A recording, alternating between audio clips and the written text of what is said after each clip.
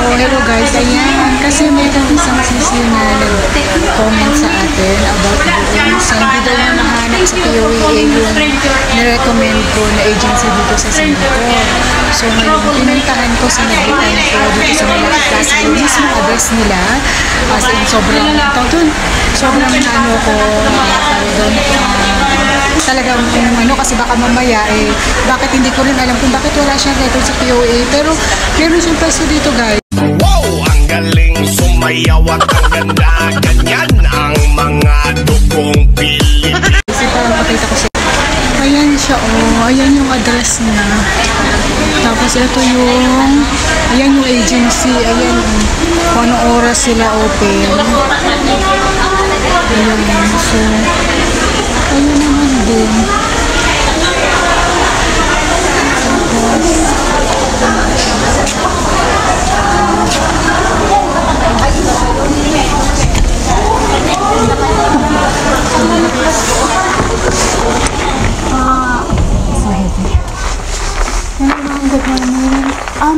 Can I ask if, for example, I have friend in the Philippines, but she's 42, I think.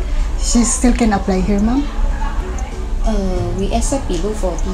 Below 40 only. Even though she's from other country, she work already?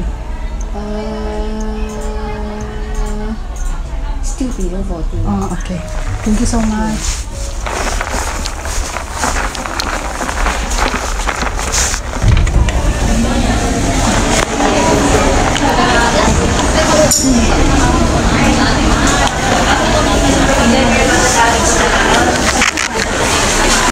So, ayun guys. So, nag-inquire din ako sa loob about sa isang sisi natin kasi may nag-ano sa akin na nasa tawag doon, nasa 42, ay ano ba, 40 plus na yata siya. So, yun. Hindi, below 40 na lang yun na-accept nila kahit sa abroad ka. So, guys, pakita ko lang sa inyo yung haba ng pila ng PNB dito sa Lucky Plaza. Yan yung PNB. Tingnan nyo yung haba ng pila. Oh my God, guys. Sisi, magdi-deposit ka sa PNB? Hello, ma'am. Deposit. Deposit yan. Where the line here? Magre-remit ka sa Pilipinas, gano'n? Sa bangko sa Pilipinas? Wala siyang online app sa PNB? Meron. Ba't nag-pila ko? Hindi naman ako naka-online. Talagang ano pa dito? Pero haba. Sige, sisi, babay. Hindi, ganun kasi ito dito kasi iba kasi mag-ano doon, mag-open account. Mag-open sila. Salamat. Dito ka rin pala nag-open ng account mo? Tapos makukuha mo yung ATM mo? Ay, hindi. 200. Kasi gamitin dito, hindi. Sa Pinas lang. Kahit ano, Pinas talaga pala dito ka. Kung gusto mo mag-open account ng ubi ka. Pero ano, mabilis lang mag-open account dito. Inaabot ng isang araw. Kasi diba, linggo lang naman ang day off. Madali lang naman yata. Dito? Madali lang. Ngayon lang pag nagpila ka, makuha mo na agad ang ATM. Okay. Thank you, Sisi.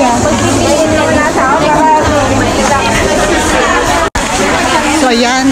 Kaya pala mahaba ang pila. Talagang anti nyo, talagang ito, Marites talagang anti nyo. Doon pala sa PNB, akala ko lahat magdi-deposit. Hindi, pala, ang tawag doon, pwede din pala doon mag-open ng ATM. Pero yung ATM, magagamit mo lang sa Pinas. Pero bibigyan ka nila ng ATM card. So, yun guys, kung kayo gusto nyo gawing padalahan, hindi ko pa na-inquire talaga kung magkano yung charge or something. Pero alam ko pag mga bangko, bank to bank kasi dito guys is less than $1 ang charge. So yun, kung kayo gusto nyo magkaroon ng PNB na bangko, na ATM, ayun, so open kayo dyan sa Lucky Plaza. Kaso ang haba ng pila kanina, so Marites lang ako bakit ang haba ng pila. So yun pala yun. So kung gusto nyo mag-open, ganun, makukuha din naman daw agad yung card 1 day lang. Ayun, tawag dito. So, ayun, sis, doon sa sisi ko na nagtataka bakit wala yung nirefer ko na agency is bakit, tawag dito, bakit hindi niya makita sa... Oh my God. Mali ang iniksitan ko. Pupunta pa pala ako sa baba. Mag-elevator na nga lang tayo. So yun. Ano tawag doon? Yung isang sisi natin na nagtanong sa akin kung bakit daw walang, yung nirefer ko na agency sa kanya, yung number na sabi ko kontakin niya is walang record sa POEA. So hindi ko lang alam kung bakit walang record at saka hindi ko na rin in-inquire sa POEA. Pero guys, tingnan nyo, dito sa Lucky Plaza, meron silang talagang pwesto. So ibig sabihin, legit sila guys. Kasi dito, hindi ka pwedeng magkaroon ng yung ano, na tawag ko ng company dito sa Singapore ng ano, tawag doon na sabihin mo illegal yung ganun kasi guys, kaya nga po ang Singapore tinawag na fine city kasi lahat ng kilos mo dito, lahat ng against the law dito ay may katumbas na kaparusahan at multa, kaya nga tinawag nila ng fine city ang Singapore. So yun, kaya dun sa sisi ko, hindi ko alam kung bakit hindi niya na-search sa POA yung record nung Universal Employment Agency, pero guys, sinasabi ko sa inyo, legit siya guys, kasi hindi magkakaroon ng company or hindi magkakaroon ng pwesto so yun, kaya hindi ko alam sisi kung bakit ang tawag doon, hindi siya ma-search. Yun nga, parang hindi naman yan sila magkaano ng tawag ito, hindi yan sila maglalagay ng company dito kung hindi yan sila legit. So yun, kaya so yun, sa mga gustong mag-apply dun sa sinabi ng Universal Employment Agency, legit sila guys, pero yun nga lang, hindi ko alam kung magkano din ang policy talaga nila sa pag-hiring ng mga domestic helper or katulad nating mga Pilipino.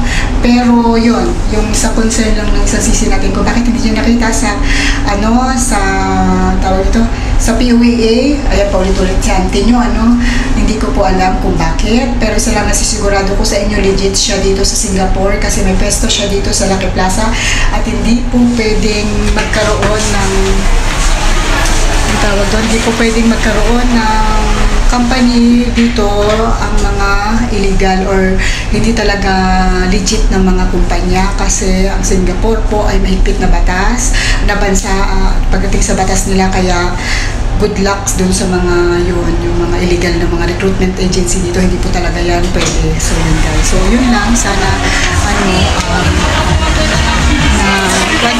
nasagot ko sisi yung katanungan. Ayan, so bibili lang tayo ng something sa Value Dalay tapos imimit ko na yung friendship. Ay, mali na naman ako. Ayan si auntie nyo, laging mali ang direksyon ng buhay. Ayan, so yun guys, so sa tanong mo sisi, ayan, so nasagot ko na po. So yun, yung sa napatunayan ko lang na meron talaga silang pwesto dito sa Singapore or meron talaga silang legit sila na agency dito sa Singapore. So hindi ko lang alam kung bakit walang record sa POEA. Ayun, sige, bye bye.